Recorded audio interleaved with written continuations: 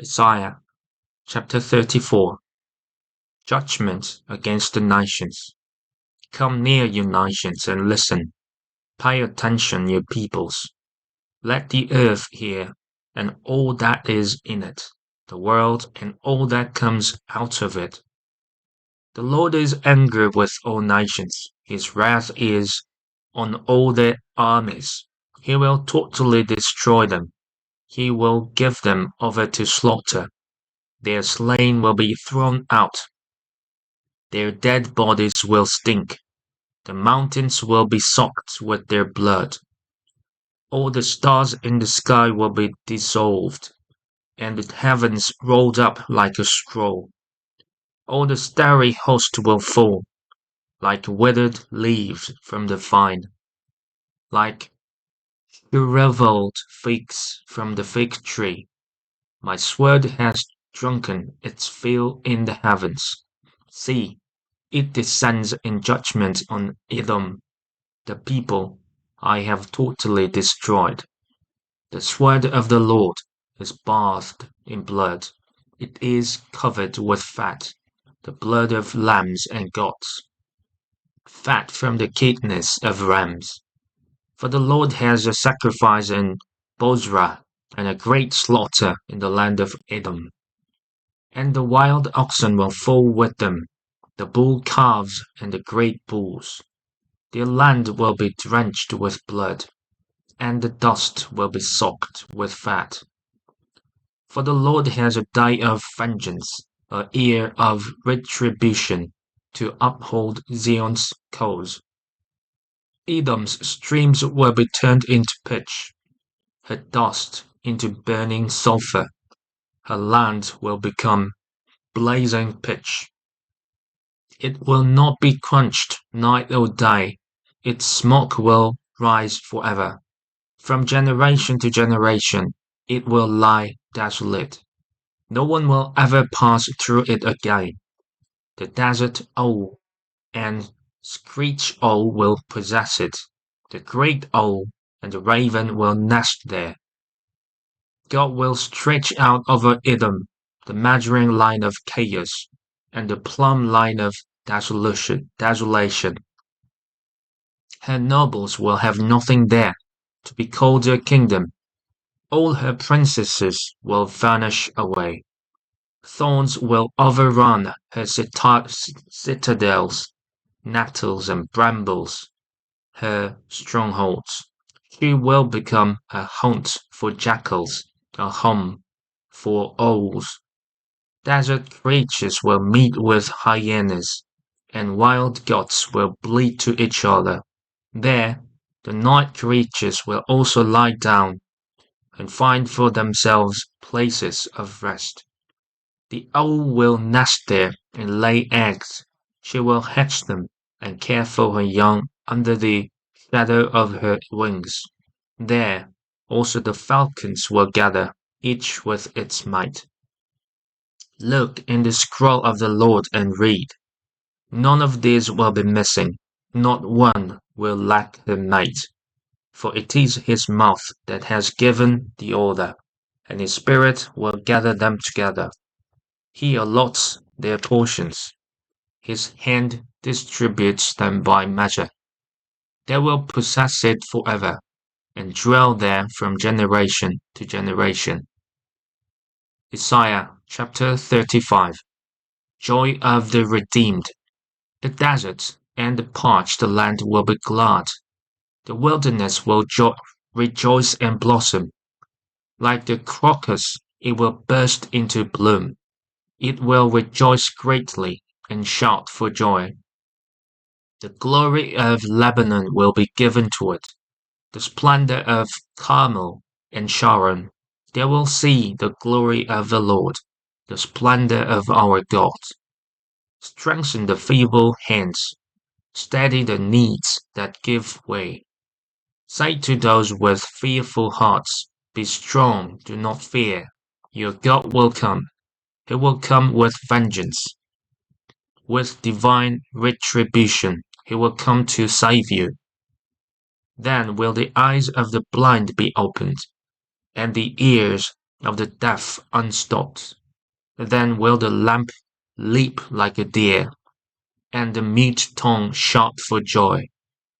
Water will gush forth in the wilderness, and streams in the desert. The burning sand will become a pool, the thirsty ground bubbling springs. In the haunts where jackals once lay, grass and reeds and papyrus will grow, and a highway will be there. It will be called the way of holiness. It will be for those who walk on that day, on that way. The unclean will not journey on it. Wicked fools will not go about on it. No lion will be there, nor any ravenous beast. They will not be found there, but only the redeemed will work there, and those the Lord has rescued will return. They will enter Zion with singing. Everlasting joy will crown their heads. Gladness and joy will overtake them, and sorrow and sighing will flee away. Isaiah chapter 36. Sennacherib threatens Jerusalem. In the 14th year of King Hezekiah's reign, Sennacherib, king of Assyria, attacked all the fortified cities of Judah and captured them. Then the king of Assyria sent his field commander with a large army from Lachish to King Hezekiah at Jerusalem.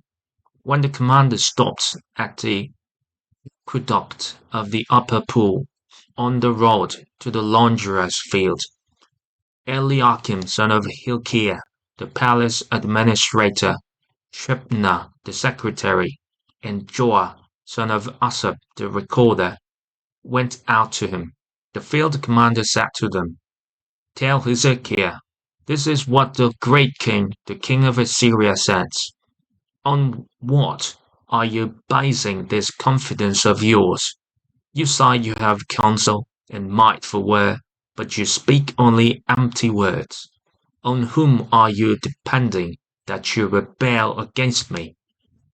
Look, I know you are depending on Egypt, the splintered reed of a staff, which pierces the hand of anyone who leans on it. Such is Pharaoh, king of Egypt, to all who depend on him. But if you say to me, we are depending on the Lord our God, isn't he the one whose high places and altars Hezekiah removed, saying to Judah and Jerusalem, you must worship before this altar? Come now, make a bargain with my master, the king of Assyria. I will give you 2,000 horses, if you can put riders on them. How then can you repulse one officer of the least of my master's officials, even though you are depending on Egypt for chariots and horsemen? Furthermore, have I come to attack and destroy this land without the Lord?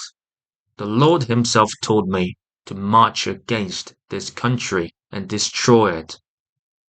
Then Eliakim, Shebna, and Joah said to the field commander, "Please speak to your servants in Aramaic, since we understand it. Don't speak to us in Hebrew in the hearing of the people on the wall."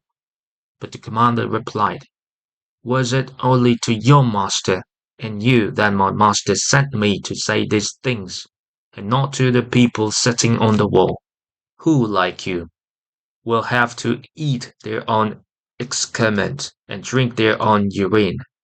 Then the commander stood and called out in Hebrew, "Hear the words of the great king, the king of Assyria.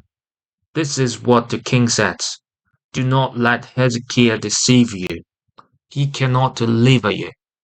Do not let Hezekiah persuade you to trust in the Lord when he says, the Lord will surely deliver us. This city will not be given into the hand of the king of Assyria. Do not listen to Hezekiah. This is what the king of Assyria says. Make peace with me, and come out to me. Then each of you will eat fruit from your own vine and fig tree, and drink water from your own cistern, until I come and take you to a land like your own, a land of grain and new wine, a land of bread and vineyards. Do not let Hezekiah mislead you when he says, "The Lord will deliver us." Have the gods of any nations ever delivered their lands from the hand of the king of Assyria? Where are the gods of Hamath and Arpad? Where are the gods of Sepharvaim? Have they rescued Samaria from my hand? Who of all the gods of these countries have been able to save their lands from me? How then can the Lord deliver Jerusalem from my hand? But the people remained silent and said nothing in reply, because the king had commanded, "Do not answer him."